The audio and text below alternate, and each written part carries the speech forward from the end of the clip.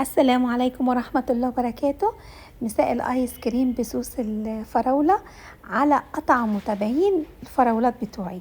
ازيكم يا حبايب قلبي، عاملين ايه؟ النهارده هنعمل مع بعض ايس كريم الفانيليا. هو سهل جدا ومفهوش اي تكاليف عالية.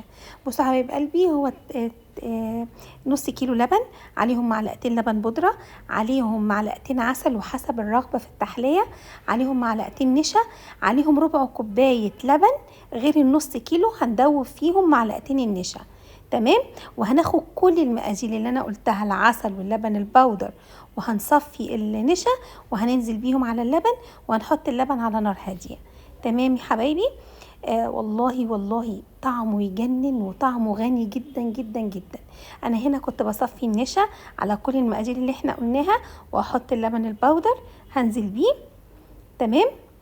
وهحط العسل يا جماعه ده بقى حسب الرغبه، انتي دوقي الحاله بتاعك وشوفيه مناسب ليكي ولا لا. تمام. والله العظيم 3 من اطعم ايس كريم انا اكلته في حياتي، وكل اللي داقه اتجنن بيه، لدرجه ان انا ندمت ان انا ما عملتش الكميه كامله وهي كيلو لبن.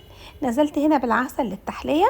بصوا يا جماعه، انا من عشاق ايس كريم الفانيليا، يعني بحب الايس كريم الفواكه، بس لو انا هبقى في اختيار، انا عن نفسي بحب الفانيليا.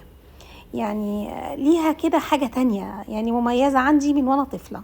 تمام يا حبايبي. انا بصوا نزلت حطيت كل الخليط ده على نار هادية، ودايما تبقى ايدك فيه وانتي بتضربيه بالمضرب السلك. تمام.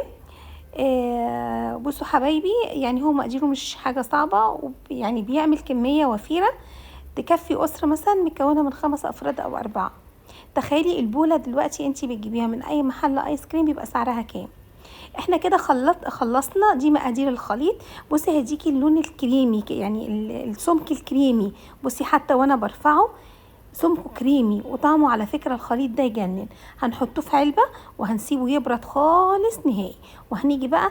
بصوا دي اختياري، انا كانت متوفرة عندي، لو مش متوفرة عندك مفيش مشكلة. انا لقيت عندي هنا قطعه شوكولاته بيضه حطيتها. طب ايه يعني انت حطيتي قطعه شوكولاته ليه؟ بصوا انا بحس ان هي يعني هتحول لك الخليط شويه اللي انت عملتيه ده للبن مكثف الى حد ما، لان الشوكولاته البيضه يعني فيها زبده. فهماني حبيبتي؟ واللبن المكثف لبن بودر، زبده، لبن حليب. تمام. سيبنا الخليط ده لما برد خالص وهنضربه. في نفس الوقت احنا هنعمل الكريمة التانية. ايه الكريمة التانية دي؟ هناخد كوباية كريم شانتيه كاملة، عليها كوباية لبن مثلجة. خدتي كوباية كريم شانتيه صغيرة، هتاخدي عليها كوباية لبن صغيرة، بس انا اخدت الكوباية الكبيرة على اساس ان يكون الطعم غني. تمام. طبعا انا بالنسبه لي انتوا عارفين طبعا ان انا بيبقى عندي، يعني انا في الوقت الحالي ما بشربش اللبن بقشطه، فبصفي القشطه بتاعته. تمام. انا هنا نزلت، خلي بالكم كوبايه الكريم شانتيه قد كوبايه اللبن، قد كوبايه اللبن الحليب، بس انا حطيتها في الفريزر، فلقيت ان المج ده احسن ان انا احطه في الفريزر، على اساس ان هو يعمل ايه، يبقى متلج وفيه نسبه تلج شويه. ضربته هنا. انا هنا اتعمدت ان انا اضربه في الخلاط، على اساس ان انت تشوفي ان الكريم شانتيه عادي ممكن تضربيه وانت بتعملي الايس كريم عادي في الخلاط. تمام يا حبايبي. بصوا والله كان سمكه جميل وطعمه يجنن. بصوا حبايب قلبي، انا حطيت قشطه لبن، هي دي معلقتين قشطه من بتوع اللبن. لو انت عايزه تضربيها مع الكريمه كان بيها، لو انت عايزه تحطيها مع الخليط وهو اول ما تقفلي عليه وهو لسه دافي وتسيبيه يسيح الخليط الاولاني اللي احنا عملناه على السخن، دي حريه شخصيه ليكي. تمام. بس انا هنا حطيتها الاضافه عادي، ما زعلتنيش في حاجه. حطيت هنا اللبن البودر، سوري قشطه اللبن، وهضربها وهنزل بالخليط الكريمه اللي انا عملته في الخلاط عليه، وهضربه كله مره واحده.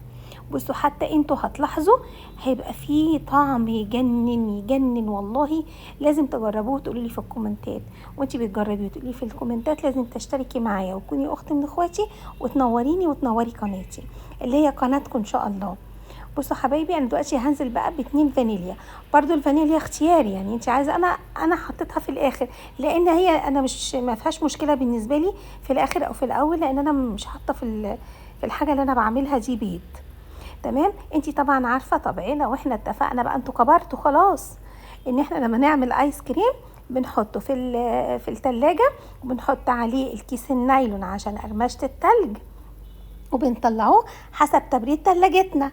تلاجتك طيبة وبنت حلال هياخد 4 ساعات، تلاجتك شوية يعني مش بنت حلال قوي هتطلعيه بعد 6 ساعات او تسيبيه تاني يوم.